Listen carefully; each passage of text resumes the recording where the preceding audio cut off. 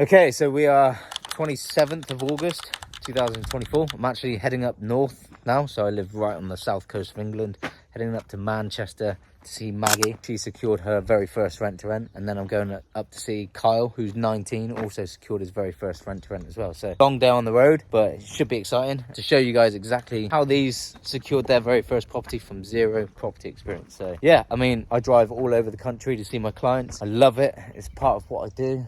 I live in the countryside. It's absolutely beautiful. It's like this everywhere. Obviously drive a Defender. I love this car so much.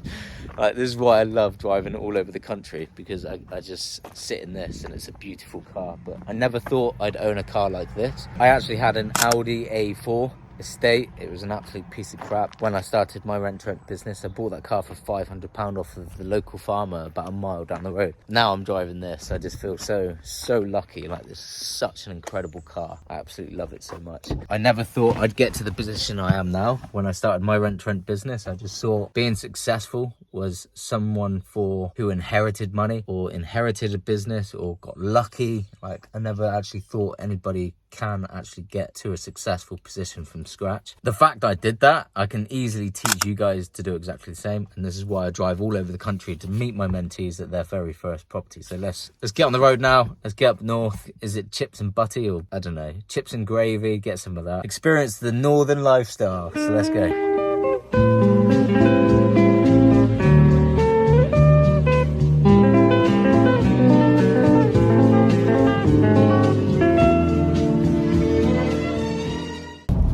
Picked up a couple of stragglers. They're heading to, where you going? We're going to Newquay. What for? To spend the week surfing with my brother who lives there, basically. So where did you start from? We started in Stroud, which is like 40 miles away from here. And you're hitchhiking all the way there? All the way there today. Yeah, so fair play. in one day. We started at like just before 9 o'clock, and it's 10:35 now, and we're about to get to Bristol, and then from Bristol we'll continue on the M5 south. So just to surf all week? Yeah, and just chill. And how are you going to get home? Hitchhike back? Probably. Yeah, fair play. Whenever I see hitchhikers, I'm just like, if I was one, I'd love somebody to stop. Especially, you know, I've got such a big empty car. Yeah. I feel rude. I feel so bad driving past you guys. So I think it's like, it shows a lot that people who do pick up hitchhikers, it's like, it shows a lot about them. Yeah, they're definitely. Like, willing to like. Yeah, and on the flip side, you guys are like very open to jump in anybody's car to give you an opportunity. Exactly, so. It's like a two-way thing. Yeah, nice one. So we're about half an hour out. Just got to have a little bit of a wee stop. Up north, and obviously it's raining because we're up north. It's not quite the sunny south, is it? Let's get a coffee, and then we'll head straight over and see Maggie. Okay, it's around here somewhere. So 101. There we go. There's Maggie. Yeah.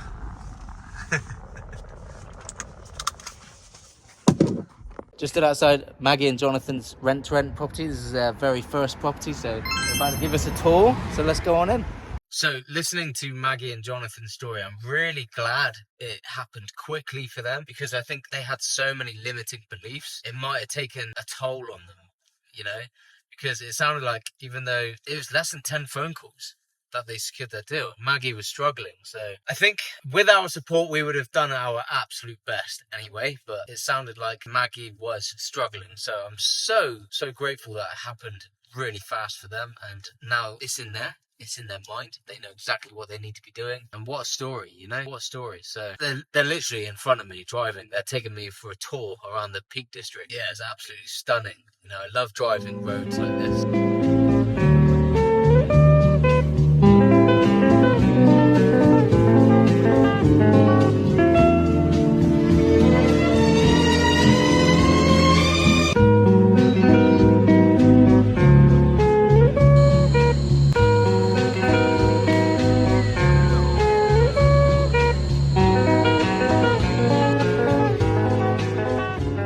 So Maggie and Jonathan took me to Buxton. I would have never probably been to Buxton, you know, where the spring water, Buxton. Absolutely amazing, beautiful town. So I've come away now. I'm off to Glossop.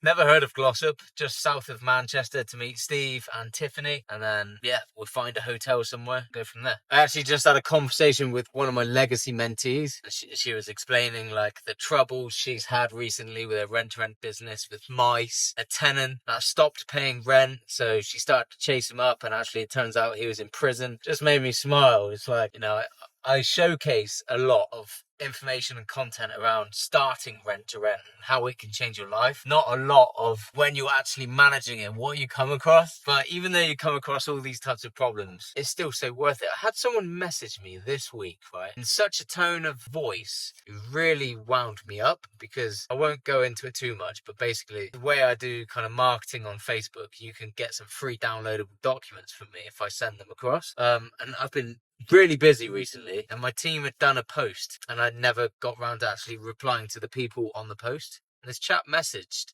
said he's very disappointed with me. I was supposed to send these documents over, and it's like, I'm not an employee. And actually, these are me giving you some value for free. I'm not supposed to do anything, but it was a tone of voice just reminded me of a previous job where I had to get like a report in on time. If I didn't do it correctly, you know, you'd hear that similar tone of voice, and I'm like, wow. And it wound me up, because I've been free for a while now. I have no boss, right? I don't get spoken to like that by anyone. So it did trigger me. What a beautiful view. So I'm currently driving through the Peak District.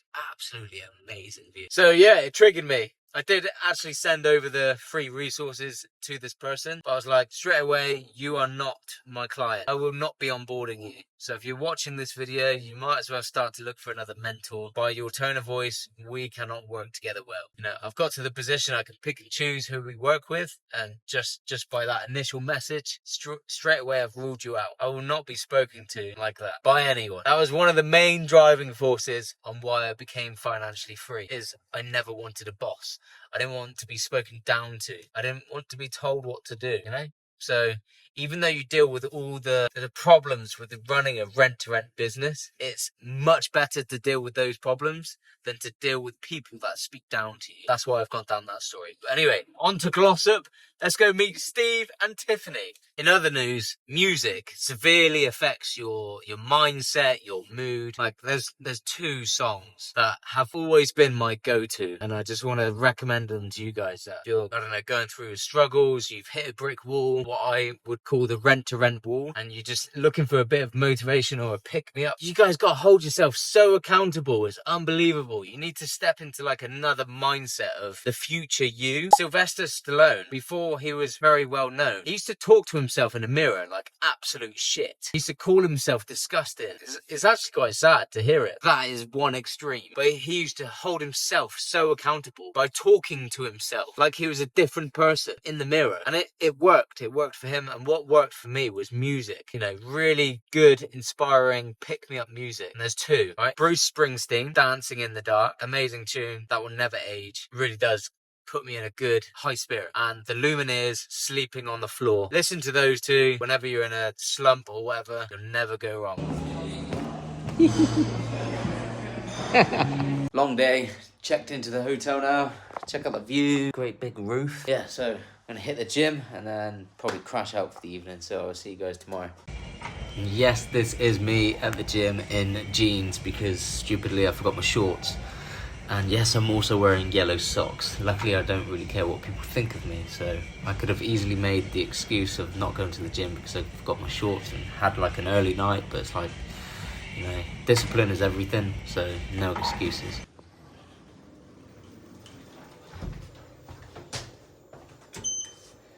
(6 a.m) Let's hit the gym, get that done, and then we're hitting the road pretty soon after.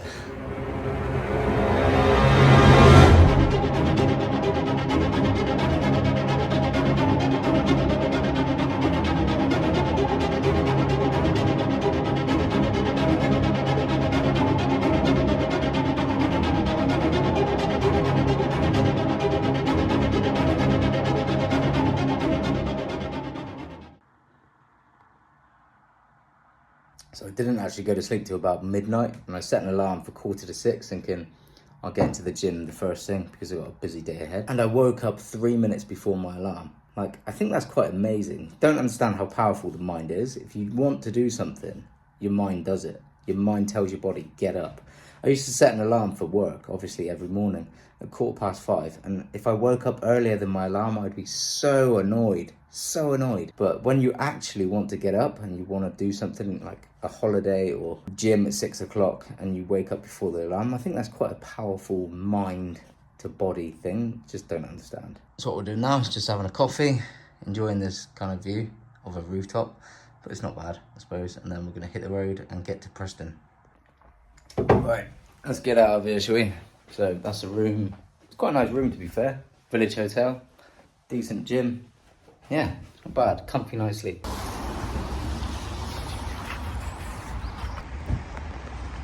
They're everywhere at the moment.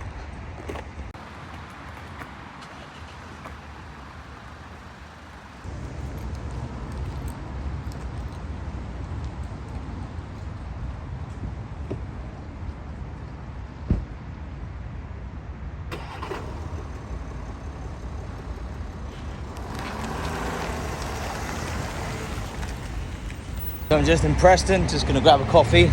There's a friend who lives very locally to me, so I'm gonna meet up with her, have a coffee. First impressions of Preston, it's a busy place. There's a lot of contractors, a lot of businesses everywhere. Also, some things maybe attract tourists, like this place. So yeah, I think Kyle's done very well to secure property in this area.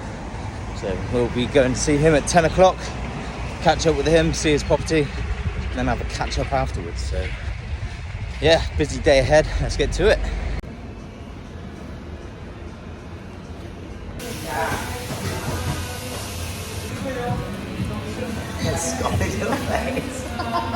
So just meeting Kyle. He's just turned up and his property is literally just here on the edge of this park, and the town centre is right there.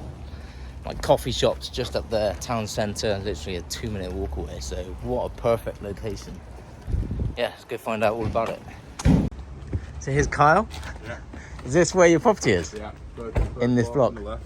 On the edge of this? Yeah. That's amazing. City Yeah. centre's right there as well. Yeah, I just walked through it. Yeah, nice. Let's take a look. Just come out from Kyle's very first rent-to-rent service accommodation. 1 bed in Preston. 1-minute walk to the town centre, an amazing location, which is going to profit about £1,000 a month. So yeah, I'm done for the day pretty much. I'll do a meeting now and then a 4.5-hour drive home. So, and on that drive home, I'm going to stop and see Tiffany and Steve for a coffee. A lot of coffees. Good job, I like coffees. So Chris, these two tell me about the Zoom that went on for 3 days last night. So that is it. I'm done. I've seen Steve, seen Tiffany, seen a lot of people, seen Maggie at her property, Kyle at his first rent-to-rent. A lot of networking, a lot of driving about, but now I'm ready to go home and see my family. So thanks for watching, guys, and I'll see you on the next one.